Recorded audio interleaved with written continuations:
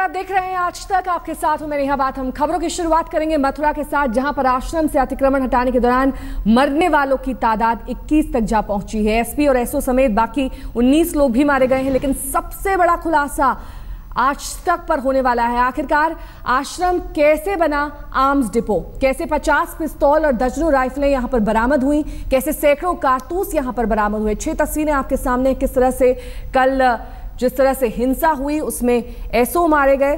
साथ ही आपको बता दें कि सरकारी जमीन पर से अवैध कब्जा हटाने गई पुलिस टीम पर फायरिंग के बाद हुए बवाल में एसपी सिटी मुकुल द्विवेदी और एसओ संतोष कुमार यादव समेत 21 लोग अब तक मारे गए हैं। इसके साथ ही कई पुलिसकर्मी घायल हुए हैं। यहां से भारी मात्रा में हथियार भी बरामद किए गए हैं। भारी संख्या में हथियार बरामद किए जाने के बाद यहां पर सुरक्षा और ज्यादा कड़ी कर दी गई है। जो हथियार बरामद किए गए हैं उसमें 315 बोर के 45 हथियार और 2 12 बोर के हथियार बरामद किए गए हैं। और कार्रवाई के दौरान 47 पिस्टल और 5 राइफल भी बरामद की गई हैं। आपको बता दें, दूसरी तरफ गृह मंत्री राजनाथ सिंह ने उत्तर प्रदेश के मुख्यमंत्री अखिलेश यादव से फोन पर बात कर मथुरा में हुई हिंसा पर चर्चा की और मदद का प्रस्ताव भी दिया है। ये वो तस्वीर हम आपको दिखा रहे हैं, किस तरह से यहां बड़ी संख्या में हथियार बरामद किए गए हैं, जिसमें 2 बोर के 12 हथियार हैं, जबकि 47 पिस्टल और 5 राइफल भी शामिल हैं। बड़ी संख्या में हथियार मिलने से यहां पर अब जो पुलिस बल है उसे और ज्यादा बढ़ा दिया गया है। 100 से ज्यादा जिंदा कारतूस यहां पर पाए गए और इस हिंसा में अब तक 21 लोगों की मौत हो चुकी है।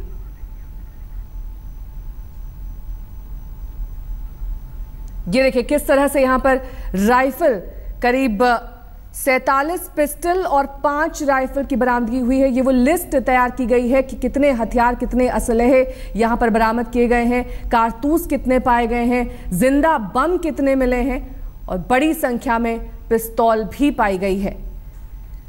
भारी संख्या में ये हथियार बरामद किए गए और ये इस आश्रम में ही मौजूद थे। पुलिस ने अब एक लिस्ट जारी की है जिसमें कितनी संख्या में ये हथियार बरामद किए गए हैं ये इस लिस्ट में शुमार किया गया है। कितने राइफल हैं, कितने जिंदा कारतूस हैं, कितनी पिस्तौल हैं, साथ ही 315 बोर के 45 हथियार हैं। ये देखिए तमंचे 315 बोर 45 पाए गए हैं। ये तमाम वो संख्या है जो इस लिस्ट में शामिल की गई है। किस तरह से ये हथियार जो यहां पर बरामद हुए हैं उसकी लिस्ट बनाई गई है। बड़ी संख्या में राइफल और पिस्तौल की भी बरामदगी की गई है।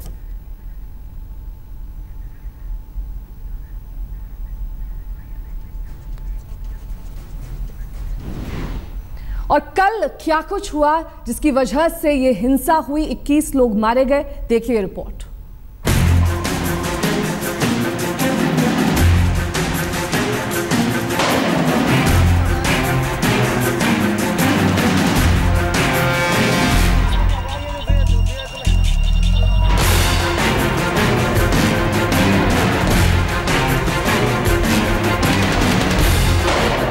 उत्तर प्रदेश के इस शहर में कानून सिर्फ पन्नों में दर्ज है। न तो पुलिस का खौफ और न ही कानून का डर। सरकार के इकबाल की तो बात ही छोड़िए। शहर बंधक बना रहा, उपद्रवी बवाल करते रहे और पुलिस उन पर काबू पाने की नाकाम कोशिशें करती रही। नतीजा, पुलिस वाले जब तक अपनी राइफल संभाल पाते तब तक पुलिस कप्तान सहित 2 पुलिस अफसर गोली के शिकार हो गए। पास खड़े एसओ के सिर पर गोली लगी। सिटी मजिस्ट्रेट भी गोलीबारी में घायल हो गए। देखते ही देखते अफरा तफरी मच गई। यूपी पुलिस की हवाइयां उड़ गई। सामने उनका कप्तान अचेत पड़ा था। 4 पुलिस अफसर चित्त हो चुके थे। फोर्स में खलबली मचनी ही थी। आनन फानन में सिपाहियों ने अपने अफसरों को उठाया और दौड़े अस्पताल की ओर।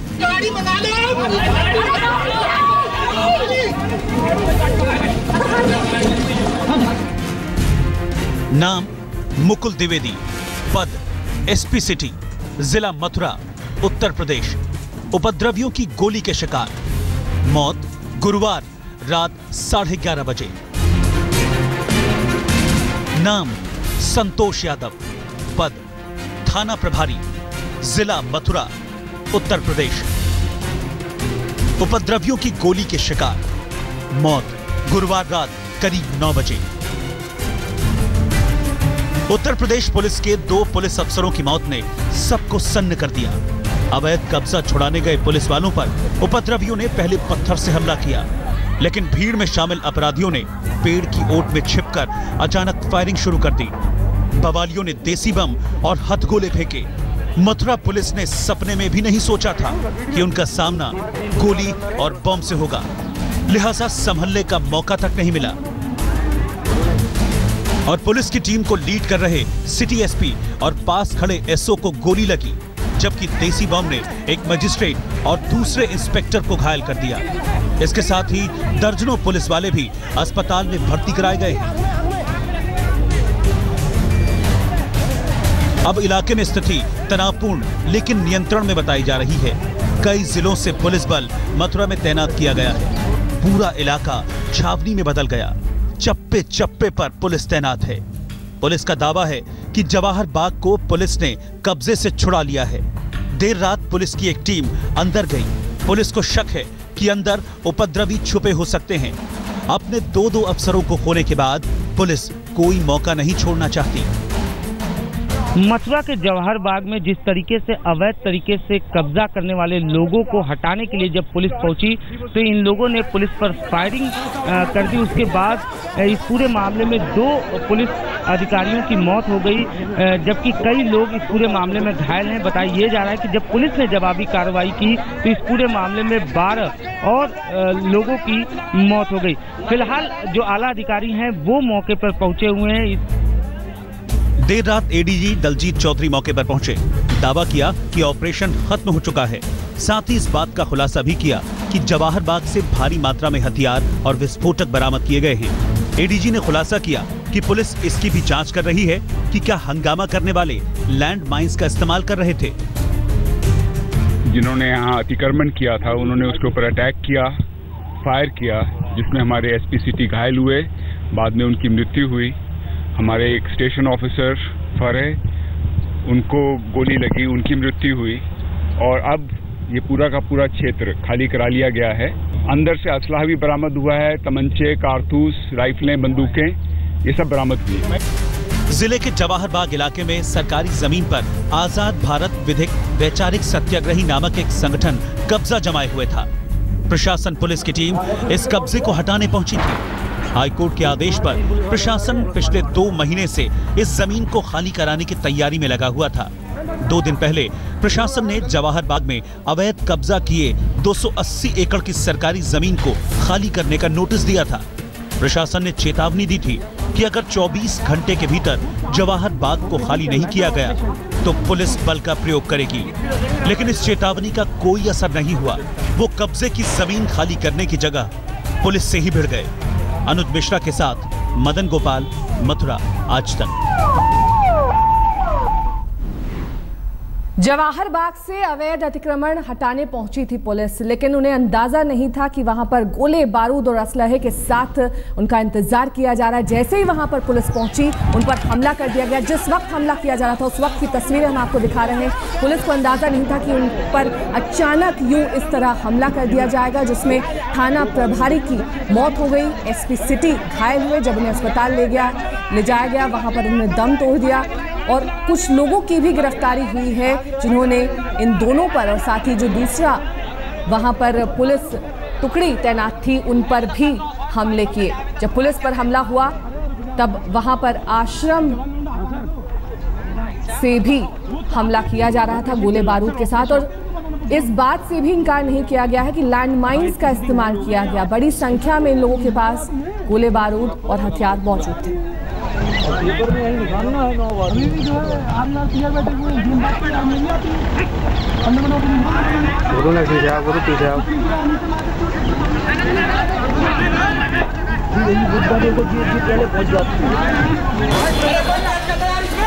हेलो गुरु राम राम, जल्दी हमारा पहुंचा जल्दी। ऐसे फरेज में गोली लगी आंख में।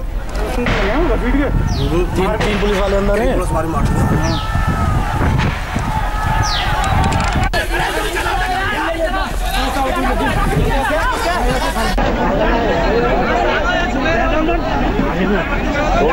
दो ताले में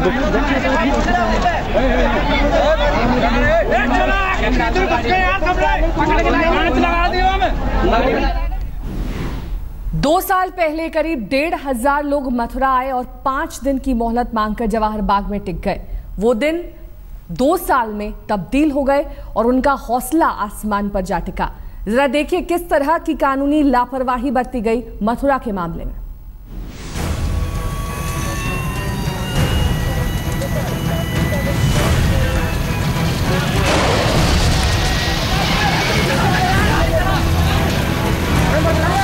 किसे मालूम था कि मथुरा में अवैध कब्जा को हटाने पहुंची पुलिस पर आतंकवादियों की तरह गोली बरसाई जाएगी।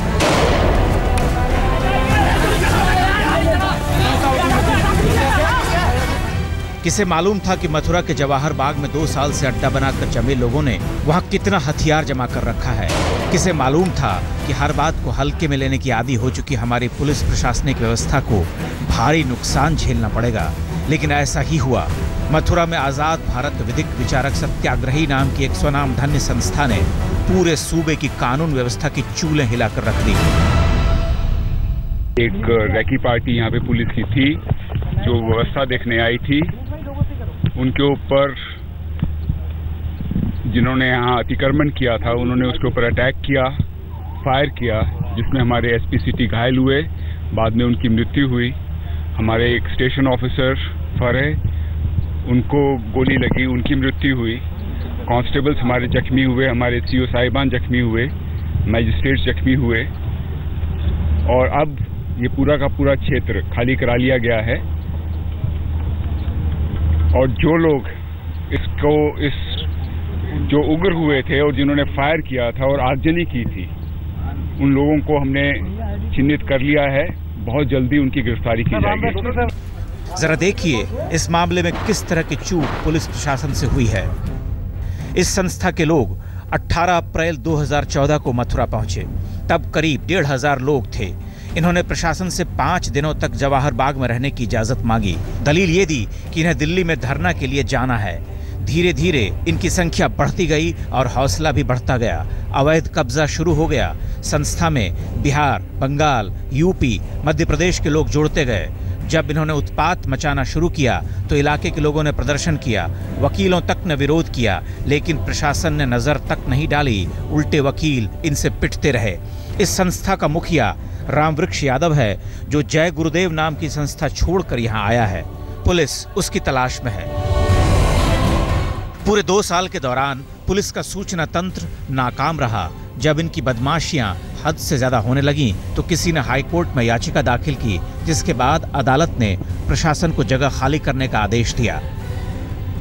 गुरुवार को पुलिस ने पहले यहां रिहर्सल करने का प्लान बनाया था, लेकिन बिना किसी तैयारी के पुलिस पहुंच गई। जैसे ही अतिक्रमण की दीवार गिराई गई, उधर से गोलियों की बौछार होने लगी। हाथों में डंडे लिए पुलिस वाले क्या करते।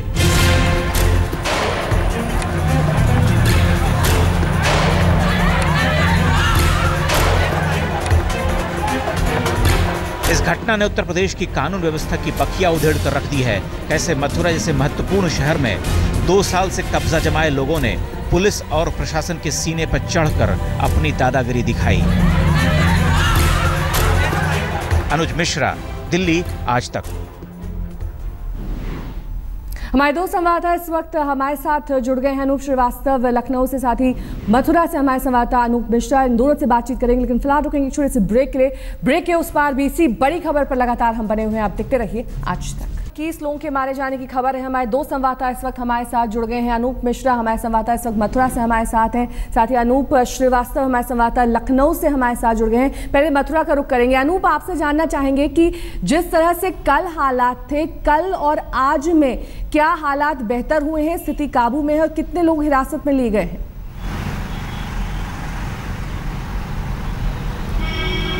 जी देखिए, जहाँ तक स्थिति की बात की जाए तो पूरी तरीके से स्थिति फिलहाल काबू में है।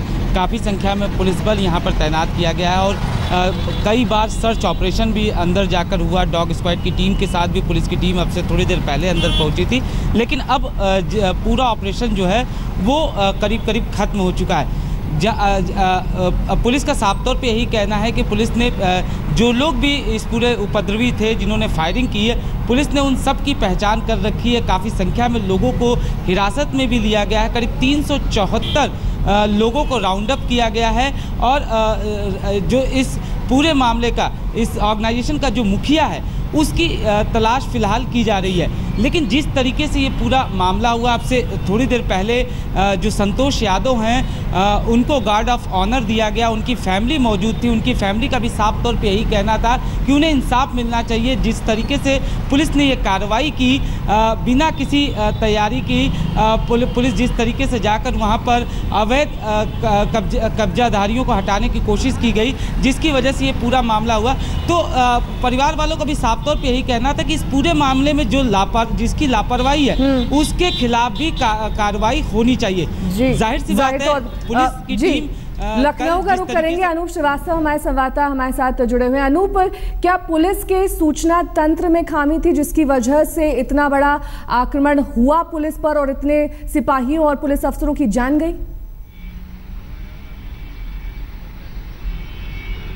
जाहिर सी बात है नेहा, कहीं न कहीं ये लोकल इंटेलिजेंस यूनिट है जो पुलिस की होती है, जिसका काम है अंदर की खबरें देना, ये फेल्यूर है। क्योंकि पुलिस को सपने में भी गुमान नहीं था कि इस तरह से रिटेलिएशन होगा वहां पर जब वो अधिकरण माने जाएंगे। जैसे ही दीवार गिरी है, अंदर से गोलियों की बौछार होती है और उस बौछार में जो है 2 पुलिस के जवान शहीद होते हैं। तो कहीं न कहीं से पुलिस की इंटेलिजेंस का ये फेल्योर है। और जो आला अफसर मुख्यमंत्री अखिलेश यादव के कहने पर आज प्रमुख सचिव होम और प्रमुख सचिव गृह और प्रमुख डीजीपी दोनों को वहां पर भेजा गया है। इसके पहले कल रात को 2 बजे रात को सेक्रेटरी होम को और एडीजी लाइन ऑर्डर को भेजा गया। तो जाहिर सी बात है सरकार काफी चिंतित है इस घटना को लेकर और काफी सख्ती बरतने के निर्देश भी दिए गए हैं। लेकिन ये जो अधिकारी वहां पर पहुंचे हैं वो इसी बात का पता कर रहे हैं कि क्या इंटेलिजेंस यूनिट की कमी थी या फिर जो ऑपरेशन किया गया उसके तरीके में कहीं कोई कमी थी। तो ये फिलहाल सर्च का विषय है, जांच का विषय है। जांच के बाद ये पता चल पाएगा कि कहां पर कमी रह गई, कहां चूक हो गई, जिसकी वजह से पुलिस के 2 जवानों की शहादत पुलिस को देखने को मिली है। अनूप श्रीवास्तव, अनूप मिश्रा, आप दोनों का बहुत बहुत शुक्रिया। लखनऊ और मथुरा से हमें जानकारी दे रहे थे, बता रहे थे कि स्थिति नियंत्रण में है, लेकिन जाहिर तौर पर पुलिस के सूचना तंत्र पर यहाँ पर कई सवाल खड़े हो रहे हैं। बहरहाल वक्त एक ब्रेक का हो चला है, बने रहिए हमारे साथ, देखते रहिए आज तक।